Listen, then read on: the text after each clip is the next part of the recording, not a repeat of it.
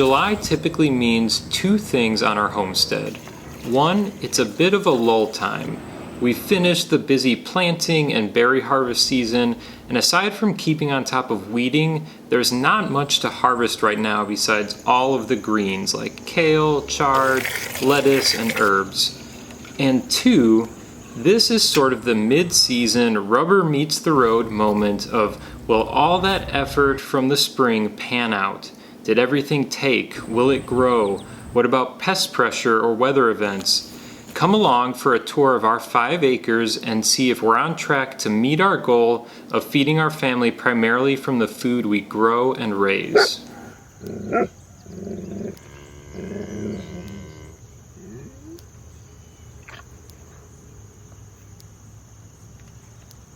Every morning for us begins the same way, heading out to milk our family milk cow Thimble and taking care of morning chores.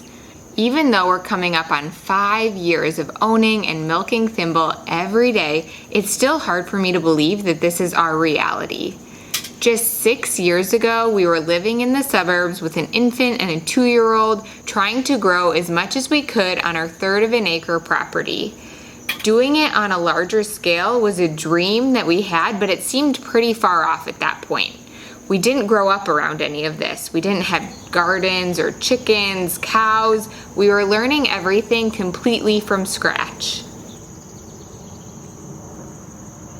Everything changed when some friends of ours offered us their 3-year-old lactating family milk cow. We had been purchasing local milk for about a decade at that point, and I always said that one day I'd love to have a milking animal, but that one day always felt like a really distant goal, nothing immediate. And so the answer to their question seemed like a clear no. However, we found ourselves trying to consider how we could make this work. We talked to friends nearby with land who were willing to let us board her on their property, so we decided to go for it. We purchased Thimble, and that first year, we went back and forth daily between our property and their property to milk her, and we loved it. We loved having the fresh milk, and we loved the rhythms that were created by having her, the way that it forced us to get up first thing in the morning and get outside to milk her. We began looking for our own property, with the main criteria being that it would be a good property for having at least a few cows. So this is our small herd, plus our livestock guardian dog Stella, that we rotationally graze on our back 3 to 3.5 acres. Joelle milks Thimble, who just turned 8 and recently had her 4th calf, who we named Hazel. We also have June, Thimble's previous calf, who is now 2. We thought June might be a second milk cow for us, but realized we weren't quite ready to take that on yet with the stage of life our family is in.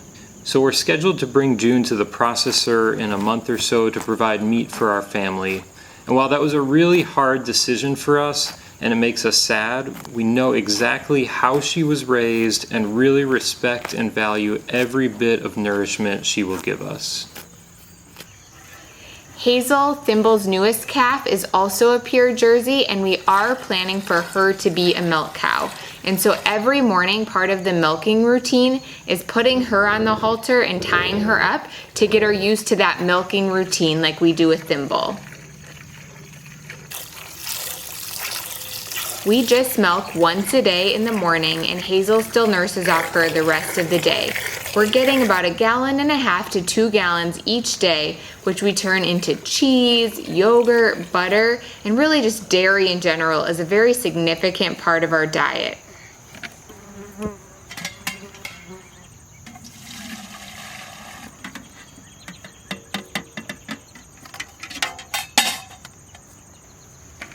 Another thing that we've always done is that we've always milked outside. So unless the weather is really bad, you'll find us outside every morning. Thimble stays perfectly still, tied up to one of these flimsy fence posts from the electro netting that we use. And I have found that it's just so much more pleasant to be outside milking than in a stuffy barn.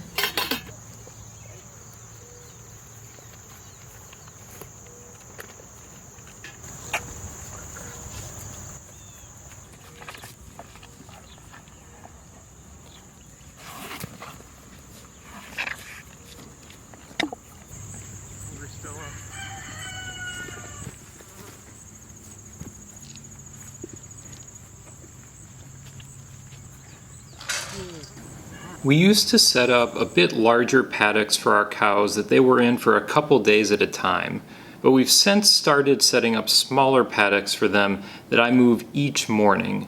These smaller paddocks have hugely increased the overall quality of our pasture. The cows seem to eat down the pasture more evenly with less overgrazing happening, and our pasture is looking better than ever. We section off each of these smaller paddocks with fiberglass poles and braided polywire. Altogether, it takes about 10 to 15 minutes each day to take down one of these fence sections and put it up again. I also move the cows' stock tank and their water, and we just run a really long hose out back to fill those up. Sometimes this can seem like a lot of work for just a couple of animals, but this really helps them get peak nutrition from the pasture, which ultimately gets cycled to us in food that's as nutrient dense as we could hope for.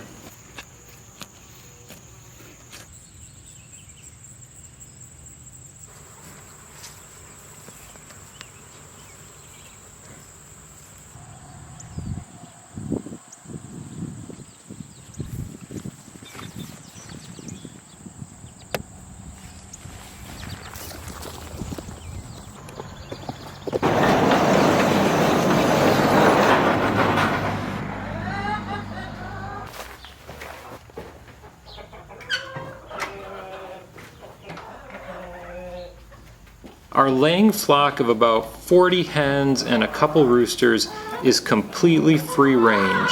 Sometimes I wish a little less so when there's always fresh chicken poop on our patio, but I open up the coop every morning and they have access to everywhere on our property. Right cheese, ready for a treat.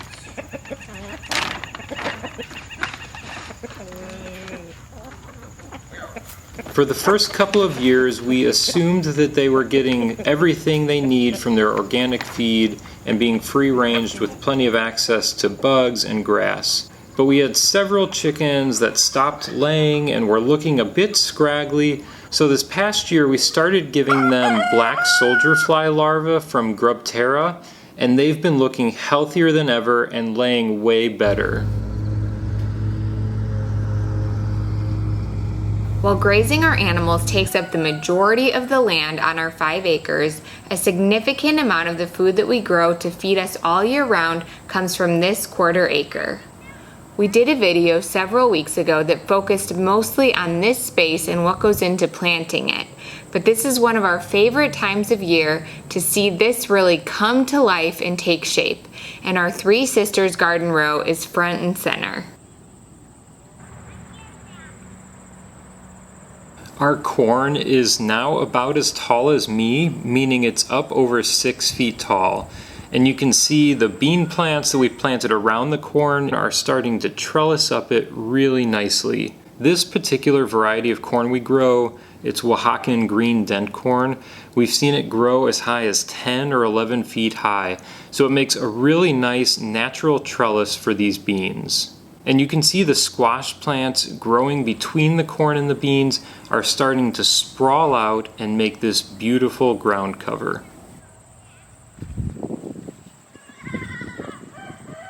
We also have a long 150-foot row of potatoes and sweet potatoes planted adjacent to the row of the Three Sisters garden. So everything is looking really good there, and we are thankful that so far, fingers crossed, we haven't had any issues with potato beetles or anything like we have in the past. We did a double wide row to plant 2 rows of potatoes, and one interesting thing that happened was that one row of the potatoes took way better than the other row, so we're not totally sure why that happened. Maybe we planted one row a bit too deep, but we don't know why one row is really abundant and the other is a bit more sparse. This is also where we have our orchard. So we have 3 rows of fruit trees planted between the row with the Three Sisters garden and the potato row.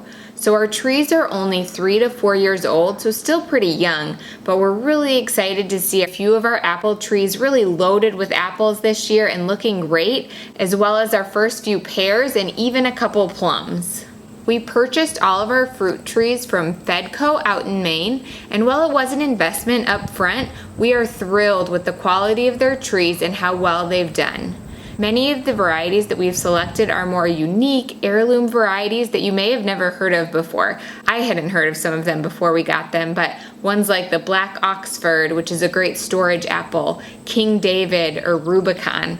And so when selecting trees, one of the biggest criteria that we were looking for was trees that are pest and disease resistant, hardier trees. And so far, disease and pests haven't been an issue with our trees, but we're going to keep monitoring them pretty closely.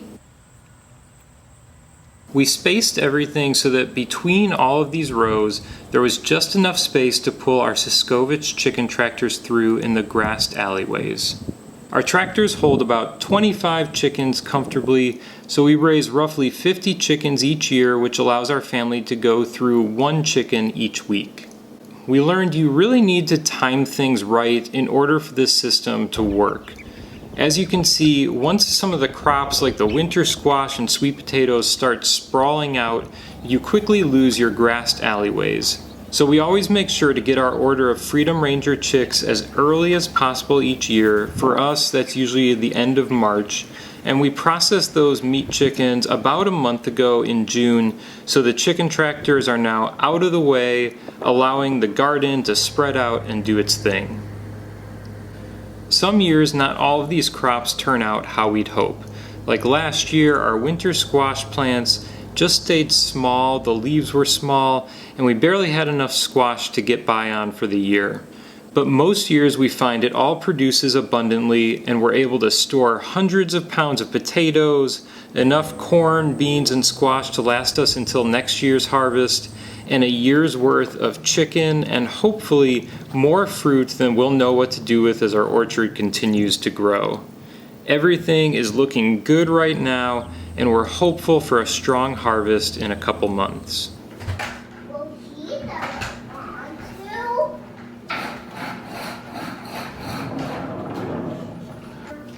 We really put a lot of emphasis on getting the best bang for our buck out of our garden, and so while there are a lot of things that we are grateful to be able to grow, we also realize that we can't grow everything. And so blueberries are one of those things, since it grows best in sandy soil, which we don't particularly have. So we make it a priority every year to buy in bulk, fresh, in-season blueberries from Michigan, which is pretty close by for us.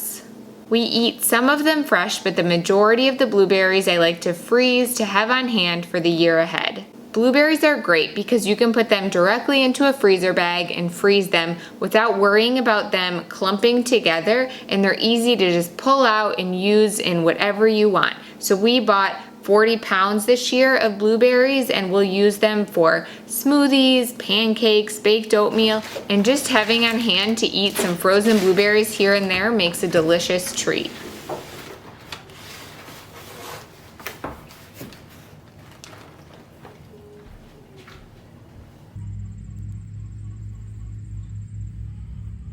Our kitchen garden is where we grow the rest of our summer veggies, greens, herbs, and root vegetables that we primarily store. The things we are focusing on right now in this space are that our tomatoes need to be trellised, our garlic needs to be harvested, and we want to do another succession planting of our lettuce. Every year, trellising our tomatoes is something we put off, and before you know it, our tomatoes have toppled over and become a tangled mess. Thankfully, this year, we're a bit more on top of it and are getting them trellised before things are too out of control. We've tried a few different trellising methods over the years with varying degrees of success. Tomato plants get tall and weigh a ton when they're loaded up with fruit. So we wanted something that could handle any size tomato vine, was sturdy and wouldn't cave under the weight, and was inexpensive. We found the perfect solution for that was T-posts. So a couple years back, I picked up some 7-foot T-posts and just pound in one of those per plant.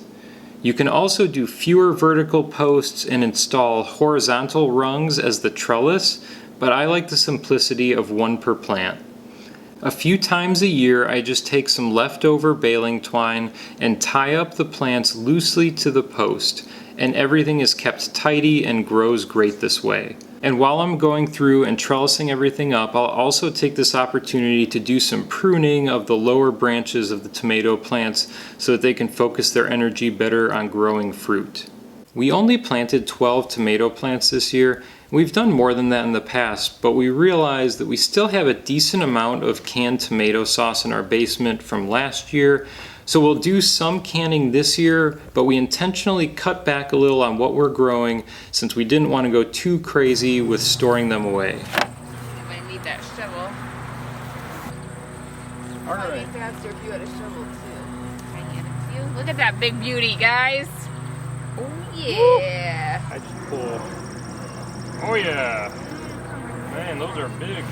About a month ago, we harvested our garlic scapes, so now our garlic is ready to be harvested. We grow a hardneck variety of garlic called music garlic, and we've been really happy with it. This is our 4th year growing it and saving the seed, and it seems to just get better and better with each year. This year, we were amazed at how big some of the bulbs of garlic were that we pulled up.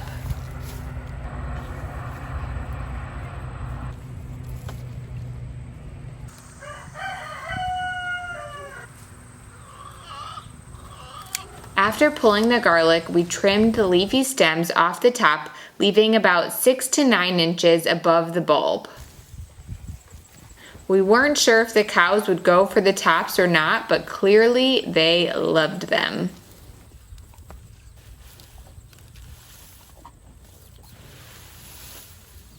You want to cure your garlic for a few weeks until it's completely dried out so the outside skin is crispy and the inside is firm. We just store ours in these food storage bins and stack them so that they have plenty of airflow. You can cure them lots of different ways, but you want to make sure that whatever you put them in is breathable. We're trying to decide if we want to succession plant something in this row. We haven't landed yet, but depending on how our other yields are, we might do some later season storage crops like carrots or beets here.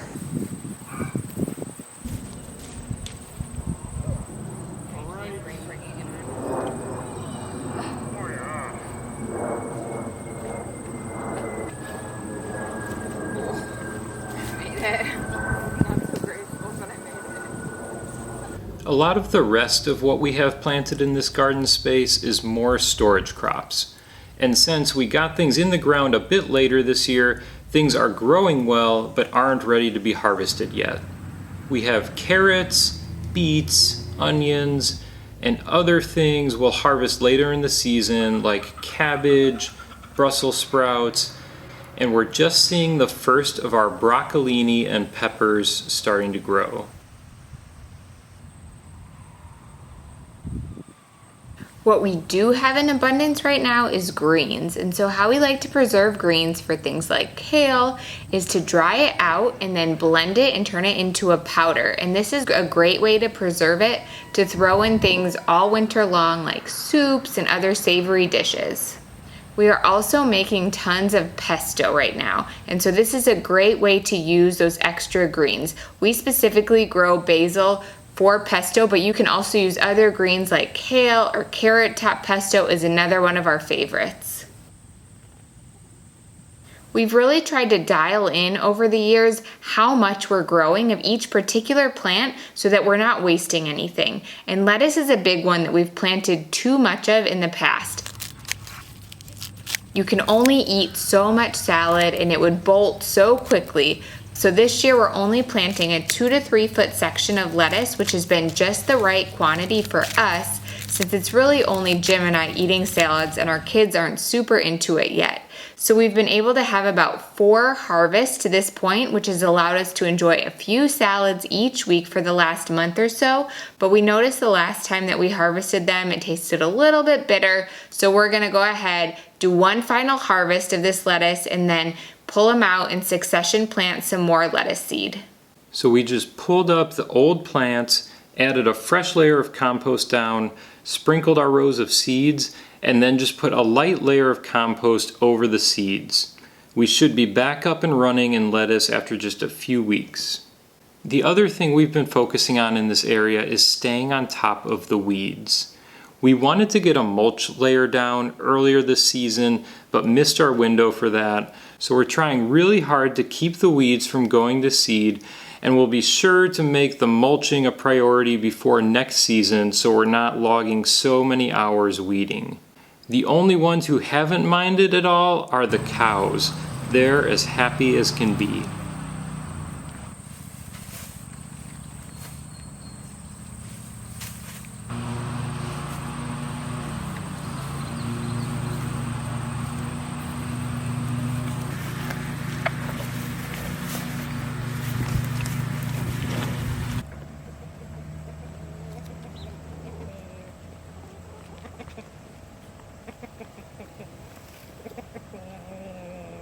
Because our chickens free range, they're really not spending a ton of time in the coop.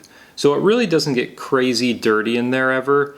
Plus we do the deep litter method where we just keep adding layers of straw or mulch, which really helps keep things pretty clean and not smelly. But my goal is usually to give the coop a good cleaning every fall heading into winter and every spring heading out of winter. It just so happened that we had a really busy spring and the spring cleaning never happened this year. So that's something I also wanted to try and squeeze in while we were out here. We built our coop for our layers inside our pole barn, so there's really no other way to do this than to get in there with a shovel and wheelbarrow.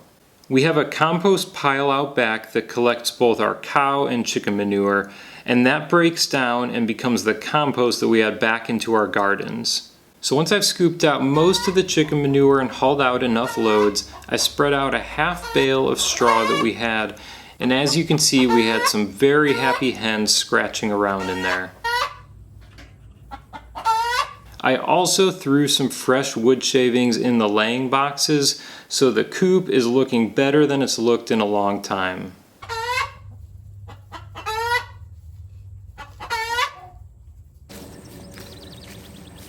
Alright, so my task for this afternoon is to move our whole fencing setup from this side of our field over to this side. There's the daily fence moving that takes place for rotationally grazing our cows, but every 1 to 2 weeks we also do a larger fence moving to relocate the entire setup. When we bought our homestead 4 years ago, it was foreclosed and this back field had sat fallow for about a decade. The pasture was in pretty sad shape. Much of the clover and alfalfa had been suppressed by all of the undergrowth. Any of the grasses that were growing were pretty patchy and the whole area just looked like it needed a reboot. Each year since we began rotationally grazing our cows here, we've seen more and more life come back to this land, and the whole thing is regenerating right before our eyes. Once the cows graze a particular area, we're able to wait at least 30 days before that area is being grazed again.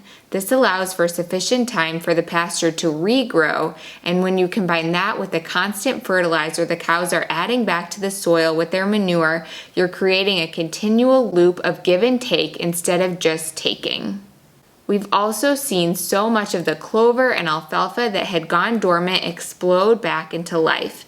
And this has helped provide a really diverse pasture both nutritionally for our animals, but also for the wildlife that calls it home.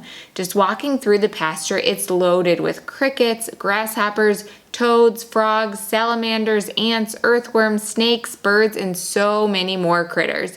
The whole pasture is a thriving ecosystem that holds and sustains so much life. For the whole perimeter fence, we use electro-netting by Premier One. It's a great movable fencing option, and we were able to find ours used, which made it really affordable. The first thing I do is create a temporary holding pen for the cows with an extra section of fencing that I have. Then one by one, I move each perimeter fence section and make a new rectangle pasture area that they'll make their way through one smaller paddock at a time that's divided up by those fiberglass posts and braided wire that you saw me move earlier. When moving this whole fencing setup, I usually set aside roughly a half day to get it done start to finish. Alright, she's on. It's a big undertaking, but I love how it gives me a built-in opportunity to walk our entire pasture, make observations, and keep close tabs on the overall health of the land. And this is really crucial to help me determine how big or small to make the paddocks each day, to manage how quickly the cows move through it all, to balance both the nutritional needs of the cows along with the needs of the pasture. And now that we have our small Kubota tractor with enough power to mow down larger acreage, I've also started doing a light mowing once we move the cows off of a section. The cows can get kind of picky and choosy with what they eat, which leads to overgrazing some areas while other areas are completely untouched all season. So the mowing gives everything somewhat of a reset, allowing the whole section to grow in much more uniformly, which helps keep the cows from favoring some areas and leaving others, leading to a lot healthier pasture overall.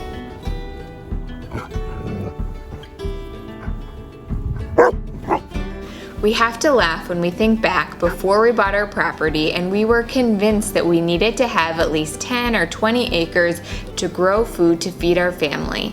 We ended up with our 5-acre property here, and after doing a lot of planning and creating our layout, not only are we able to do all of the things that we wanted to do, but there's a never-ending to-do list of things that we hope to get to in the future.